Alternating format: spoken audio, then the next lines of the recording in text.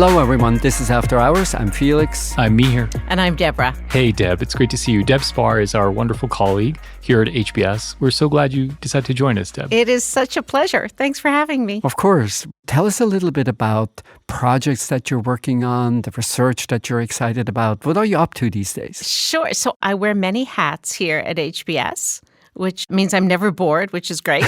I am the Senior Associate Dean for Business and Global Society. Whoa. And I'm running a new institute that we have here, the Institute for the Study of Business and Global Society, which is thankfully shortened to BIGS. And under the BIGS umbrella, we're looking to expand and amplify all those many places where business and society collide. Fantastic. So work around social justice, gender issues, racial issues, climate change, economic mobility. So it's kind of a daunting but fascinating project. And then in my more personal part of my work life, I'm teaching a course now called Capitalism and the State, which has been great. Oh, okay. CATS for short. I like acronyms. Yeah, From you're good at bigs to acronyms. cats. I have bigs and cats. It's a really unusual course at HBS. We read the foundational texts of capitalism. Okay. So we start with Hobbes, Locke. We work our way through Marx, Hayek, Polanyi, Milton Friedman. And I started it 3 years ago. I thought, my gosh, nobody's going to turn up and take this class. But to my incredibly happy surprise, the class has been amazing. The students are fabulous. Oh, that's great. I think I have the perfect topic for you to talk about. Great. I thought we could talk about artificial intelligence and regulation. I'm very curious to hear how you're thinking about this issue. And I thought we could actually talk a little bit about the fading distinction between the personal and the professional. So this is like a much larger, big think topic, but over the longer history, we've lost in some ways the distinction between our personal lives and our professional lives with remote work and with changing habits of work. And I'm curious to hear what you all make of that. So we'll solve two small problems in the world in the next half an hour. Wonderful. Two great topics.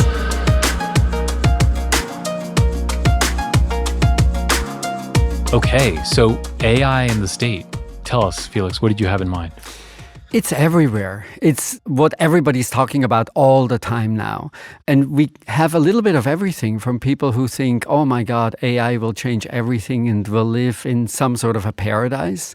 And we go all the way to people who think this is the worst thing that has happened to humanity in a long time and maybe in forever. And so I'm curious how you think about the role of government, the role of the state in anticipating these effects, in making sure that people don't get harmed, in making sure that we get the most of the benefits. The most interesting attempt that I have seen so far, thinking about these issues, is what the White House called a blueprint for an AI Bill of Rights. And so the idea is that everybody should enjoy 5 rights in the context of automated systems. First one is you should be protected from harm. So think of poor medical advice that AI might give. That's not a harm that you should be exposed to. It shouldn't discriminate. You should be able to control your own data. Fourth, you should know when AI is used. So say you look at an image and you wonder, is this an artist? Is this a machine? We should have some signaling what the source is. And then finally, wherever feasible, you should have human alternatives available. So if you cannot get quite along with the chatbot, you should be able to opt out and talk to a real human being. What do you make even of the idea of an AI Bill of Rights? I want to pause for a second on what you said, Felix, at the outset, which is people are kind of in this split reality that some people think this is the best thing ever and some people think it's worse. And I just want to note that happens all the time. Every time there's a massive breakthrough technology, and for sure AI is a massive breakthrough technology, you get these utopians and these dystopians. And it goes all the way back to the printing press. The printing press came around. If you were a monk who'd spent your whole life scribbling by hand, my God, the printing press was revolutionary. And it was, for both better and worse. And even in our own lifetimes, I remember this same utopian tinged with dystopian view in the mid-90s when the internet happened. This split reaction is pretty common, even if it's magnified and amplified by the nature of this technology, which does appear to be a big deal. And what I also think you see, and this connects to the Bill of Rights here, is that at these moments of technological breakthrough, particularly in the United States, where we love innovation, is that there's this sense that we don't want the government to get involved. Because what do governments do? They squash innovation. They put bureaucratic rules in place. We think they're silly. We think they're incapable of doing anything. There's always this kind of hysteria on both sides. And it's interesting in this case that actually many tech leaders have called for a pause. Yeah. So if you put aside the OpenAI folks, everybody's been asking a little bit about, well, we should take 6 months and just pause. So it's interesting that the industry themselves are saying this, which makes you think. Right. To your question, Felix, I think of this in 3 buckets. So there are potential, I think, economic issues, there are potential environmental issues, and there's potential existential issues. The economic issues are the ones that I think people end up talking about the most and the ones we worry about. But I think actually there's little role for government, which is a way of saying, is this going to displace a lot of workers in rapid fire? And I think the answer to that is yes. There's going to be a lot of cries because these will be knowledge workers who are politically powerful and they'll want things to be paused. The environmental ones, I think, are the ones the Bill of Rights addresses, which is it codifying bias? Is it hardening a lot of bad things in society? And do we need regulations around that? And then the final one is the one that is really hard to think through, which is the existential risk. There are serious people talking about existential risks, that this is conceivably the beginning of a path towards real loss of control over the future of humanity. The existential one is the one that I don't know how to think about, because there are serious people who think this is akin to nuclear proliferation or gain of function research in biology or God knows what. I don't know. Does that ring true? Yeah, I think your 3 buckets are exactly right. I would be slightly more optimistic on the existential risk. I think the risk is probably there. I think we don't quite yet know.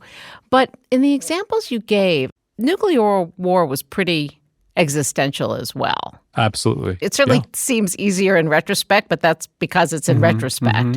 Right. The other one that's very recent, which doesn't get as much attention anymore, is CRISPR. CRISPR is a technology that we don't interact with on a daily basis, whereas we've all interacted with chatbot.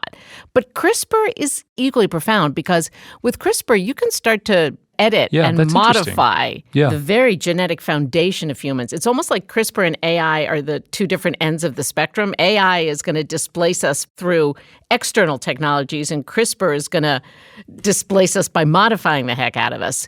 But they're both pretty existential. For CRISPR, what happened early on was that the people who knew how to do it, the scientists, they were the ones who self-imposed a ban. One argument for the second of your buckets, Mihir, that is really interesting to me is where do we need additional activity by the government? And where is what we have in place today roughly sufficient because it's not that dramatic a departure from the kind of regulation that we used in the past. So I'm thinking about discrimination. We have pretty good rules on the book, and there it's probably mostly a question of, will independent researchers have access to these technologies so that they can prove that on average there's bias in a particular system? That is, just as someone who experiences the consequences of a system. So say my mortgage application gets declined. It'll be super hard for me to say, was I discriminated against in some fashion that is illegal, or is it just that I'm not a particularly good credit risk and I shouldn't, in fact, get a mortgage? So there, I think, is some disclosure, some transparency rules, but the actual harm that we want to prevent is probably, current legal rules are probably sufficient. Where it's much less clear to me is, say, in issues of take bad medical advice. You might remember when Facebook released Galactica, its own version of artificial intelligence. The system was trained only on scientific research, and it gave the worst advice you can possibly imagine. And in fact, Facebook yanked it after 2 days.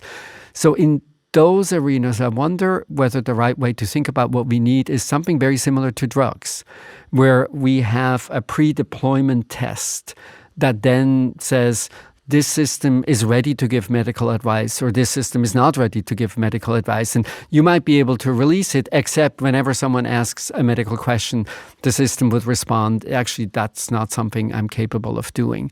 And so using the drug approval process as a model might be quite interesting for some of the arenas of concern. There's a couple of models. I think that the drug approval model is a really interesting one. The other interesting model, and I hesitate a little bit because it's so controversial right now, is publishing models. So the U.S. Congress made a decision back in the 90s to treat internet companies as platforms rather than publishers, so they're not responsible for the content. Right. And I think there's many now who are sort of ruining that decision. But going forward, you could treat chatbots as publishers in the sense that they could be held liable. So one of the things that we do very well in this country is we sue very effectively. And the threat of suit is a powerful weapon, so that if this medical prescribing chatbot gave bad advice, is it liable for that advice? And I'm not advocating for that, but again, I think that's another model that could be applied. Yeah. The fascinating thing about both those examples is it calls into question all the other parts of the internet in a way. Yeah. ChatGPT is one manifestation of that. But once one goes down the path of saying that for liability purposes, or Felix, for your story about approvals, it's not that different than Googling something. The big difference with current versions of AI is that ChatGPT 4 is so compellingly presenting their answers in a way that we find so credible, which is a part of what's fantastic about it. Yeah. We worried about this for a long time, for the last 25 years. People Google symptoms and it's like the doctor's worst enemy. But now it is so credible. It's so believable. So I think it has consequences for then how we think about the internet more generally. And for your story, Deb, for publishers, for sure. If ChatGPT is publishing, then why aren't we all publishing? Exactly. Yeah, that's right. I also worry greatly about what this does to our socio-psychological health. The interiority that we already all suffer from and the mental health issues that it's causing.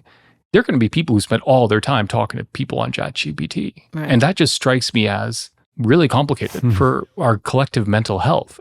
There's one other piece, if I could just throw it out there, and that's the question of property rights. We all gave away big chunks of our personal information, which is the stuff that enables these various algorithms to make us feel so bad all the time. We gave it away for the sheer pleasure of watching cat videos or baby pictures from our college roommate. We all know those tropes. But this is another moment where you could think about, it's maybe our last gasp moment of trying to flip the equation on property rights. Do we own our personal data? Do we own our genetic data? Do we own our images? Right. Look what a horrible bargain it is. You give away all your most intimate secrets, and the only thing you get out of it is feeling miserable about yourself.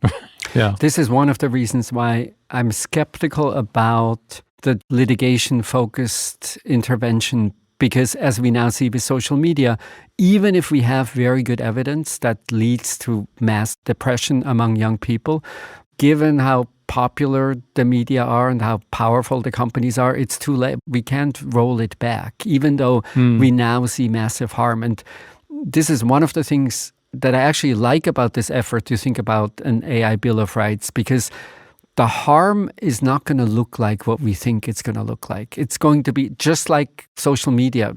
We had a sense of how it would evolve and what it might be able to do. But ultimately, the way it would harm society was not a big piece of conversation early on. And so we want rules in place that allow us to intervene before it becomes a problem. Right. I wonder what you make of one other form of government action that we haven't yet talked about. We've talked about banning it. We've talked about property rights. We've talked about a lot of the other ones.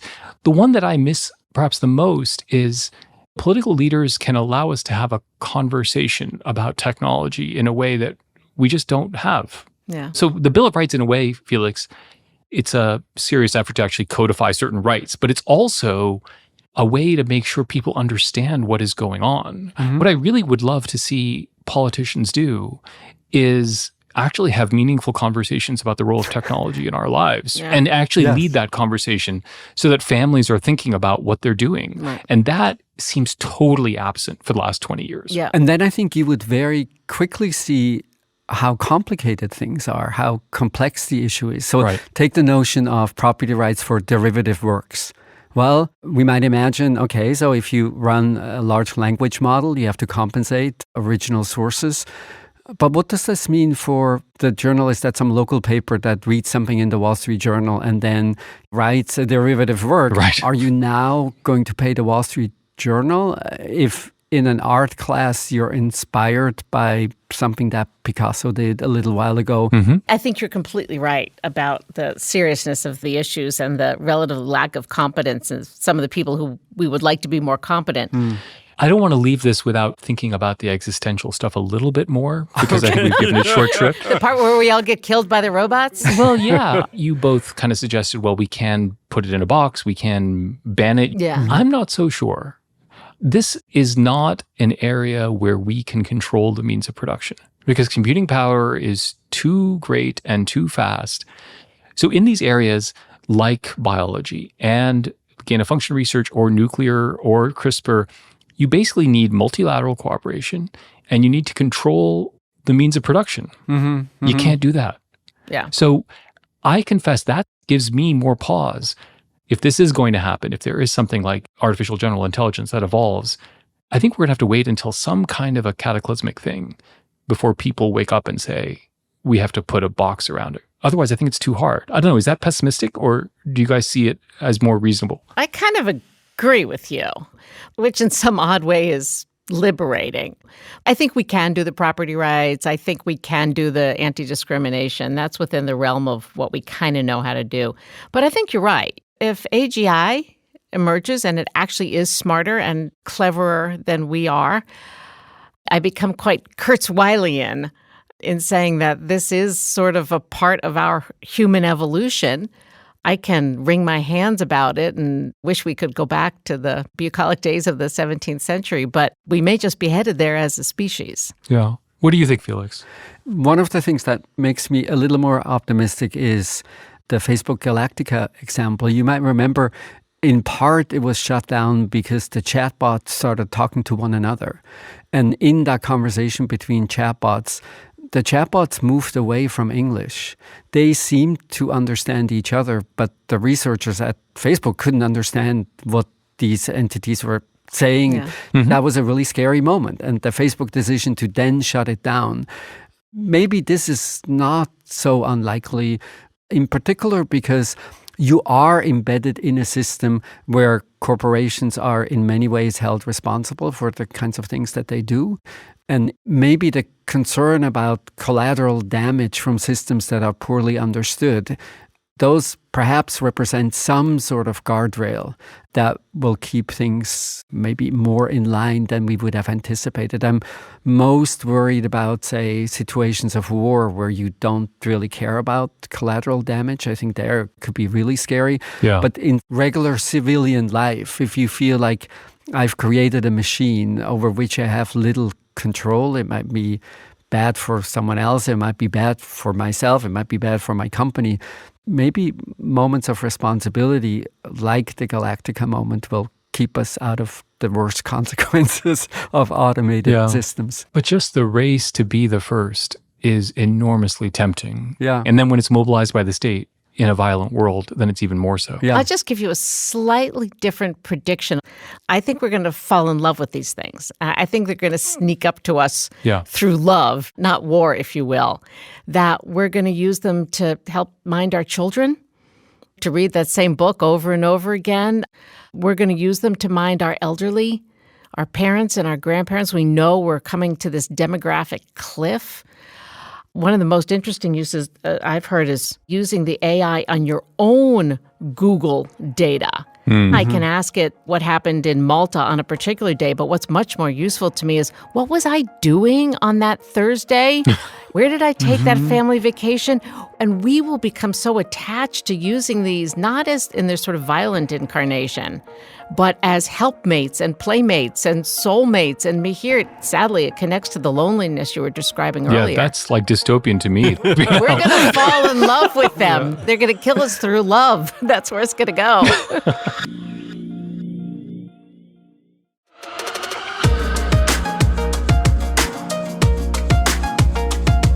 So Mihir, the blurry line between professional and personal lives? So that boundary between the personal and work life has really just been erased over the last 50 years, and particularly during COVID, of course. And then the question becomes, what do we lose and what do we gain in that process? For example, emotionally, many people think about the people they work with as family. Many people run their families with PowerPoint slides and planners that they use their office software for. Yeah. And so we just have seen this erasure of that line between the personal and the work life. And I'm curious if you think about that as a net positive to all of us, or as something that we have to really guard against and fight back against. So I think it's a fascinating topic. The world where we have these clean boundaries between work and home is itself a relatively recent construction. It's a construction of the Industrial Revolution. So before the Industrial Revolution, there were no boundaries between work and home, particularly folks who weren't rich. Your work was the farm or maybe making clothes and making food, and it all happened in one room. Right. It looks a little bit the way we all looked on Zoom. Yeah, Everybody's together, Without kids the are screens. underfoot. During Zoom, we were like Back to the Future. Yeah. So we're going back to that earlier world. And I think, as with most changes, it's both good and bad. Yeah. What do you think, Felix? So building on this historical example, Deb, I find it interesting to think about what are the kinds of things that exist in the workplace that are really valuable in personal space also. So the historical example is there used to be not clocks in the house. Time was basically sunrise and sunset. And then as a result of industrial work, all of a sudden we had clocks in the house and we started scheduling. And so one of the things that I actually find we do pretty well in a work environment, and maybe not quite as well in many of our personal decisions, is being intentional about time and being intentional about how we use time. Time is not unlimited, and you should carefully think about, do you spend it with friends? Do you spend it with family? What kinds of activities do you make time for? I know about myself that often sort of looking back after a weekend, in particular if it's, say, like a 3-day weekend, 3 days, what did I actually do? And somehow time runs away, and I wasn't very intentional about it. And that to me is one example where work attitudes can actually make family and personal lives better. Anchoring this in kind of the pre-industrial world makes you realize that none of this is terribly new. I also think that people who worry about this problem a lot, I don't think realize that that industrial world setup, Deb, where work was distinct and was 8 or 9 hours in a day, it's really inflexible. Yeah. So the boon of flexibility is massive. It creates so much slack in the system, which is really valuable. The cost is that people are on all the time. And I think that is something dangerous. Yeah. I also do think, Felix, we want to be intentional about time, but there is this confusion about our private lives where we become so programmatic about it that it loses its magical moments. And similarly, I do think there are people who spend so much time at work and become socialized in work environments where they think that those work environments will give them the personal benefits that are much more likely to arrive in a private realm. So there is a little confusion that I think that can happen. Yeah. In the pre-industrial era, Deb, the people you worked with and the people you lived with, the private and the work was all the same people. Right. Now we have different people. And so the nature of our connections, I think it can be confusion in people's minds about who it is that matters, how we allocate time. That was not there in the pre-industrial era. Yeah. I don't know if that resonates. I think that's exactly right. I mean, 2 quick points back. I think the pendulum swung a little bit too far in terms of love your coworkers, follow your passion. yes, it's really nice to have work you feel satisfied by, fulfilled by, to have coworkers you enjoy, but they're kind of not your family. Yeah. Your family, much as you might want to at times, they can't fire you. Your boss can fire you. So I think maintaining that distinction is really important. Can I push back on the notion of these social relations that are supposedly very different at work and outside work? One of the big historical changes is that the circle that was naturally your family, that's a very small circle now. And you alluded to the demographic cliff, Deb, in the earlier segment, is becoming smaller by the day, in the sense that many people don't have children at all. And if they have children, it's typically one or maybe two. Yeah. And I'm not exactly sure where your intuition comes from that say, then I hang out with my friends, where my friends might be people I meet, I don't know, in a dance class. Or my friends might be people who I happen to have met at work. Why is that distinction so important? It's a good point. And I think I was drawing a slightly different distinction. I think having friends from work and having work, in fact, be a really important part of your life is wonderful. But I think work has a hierarchy, which family doesn't. Are you sure about that? All right, fair enough. It's not a good description of my family. All right, we don't need to go there. But I think most workplaces have some kind of a hierarchy and some kind of reporting relationships that are always going to affect your relationship. Maybe not the horizontal relationship. So coworkers as friends, I think, totally fine. But just being clear that it is a different environment. Yeah. I think, Felix, you're right to push back on some very sharp distinction, not just because people aren't having as kids as much, but they're not forming households as much. Yeah. The single-family households are like the most fast-growing segment of the population. So we see more and more people living by themselves.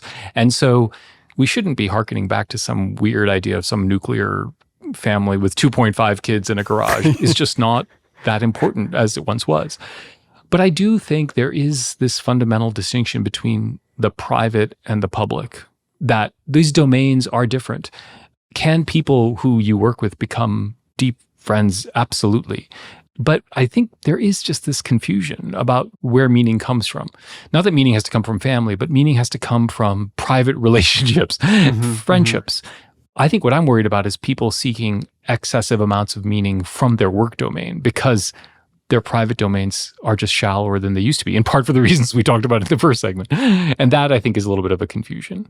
One question I have for the two of you is, we've been talking now about a particular segment of the population. So even now, with all the advances in hybrid work, 60% of all the people who have a job need to be present at a particular location. They cannot work from home. Are we heading towards two classes? You belong to the commuting class or you don't belong to the commuting class. Is that a source of future tension? What's your sense? Yeah, I think sadly it is. I think one of the things that makes me most nervous about where we are right now societally is that these divisions are becoming more and more stark in a number of realms. So there's the commuting class, the factory class. We're seeing socioeconomic divides. Increasingly, we're facing a laboring class that's getting the short end of the stick, not only in terms of economics anymore, but also in terms of societal relations, in terms of flexibility, in terms of freedom. And I think that's something we need to be very attuned to and sadly worry about. Yeah, I hadn't really thought about this very much, honestly, but this cleavage between people who are place-based and people who are not place-based, I think is what you're referencing, Felix. It's actually sharper than you would think, and it's not necessarily skill-based. It has a skill component. There are a lot of service workers who are relatively lower skilled who are place-based, but there's a lot of medicine, for example, which can still be place-based. There's a lot of actual activities which are place-based, including a little bit of what we all do. It's a new division. It's a new dividing line. So up until now, we think of the people who are non-place-based as being the upper hand.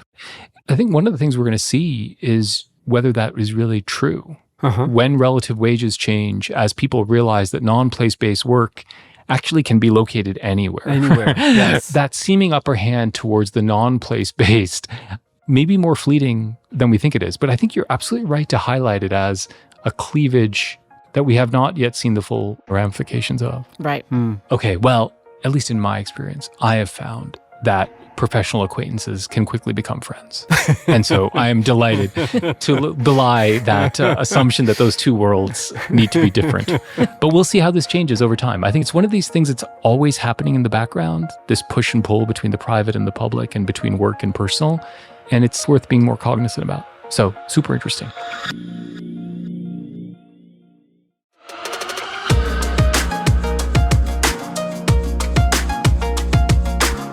Okay, recommendations. Deb, what do you got for us?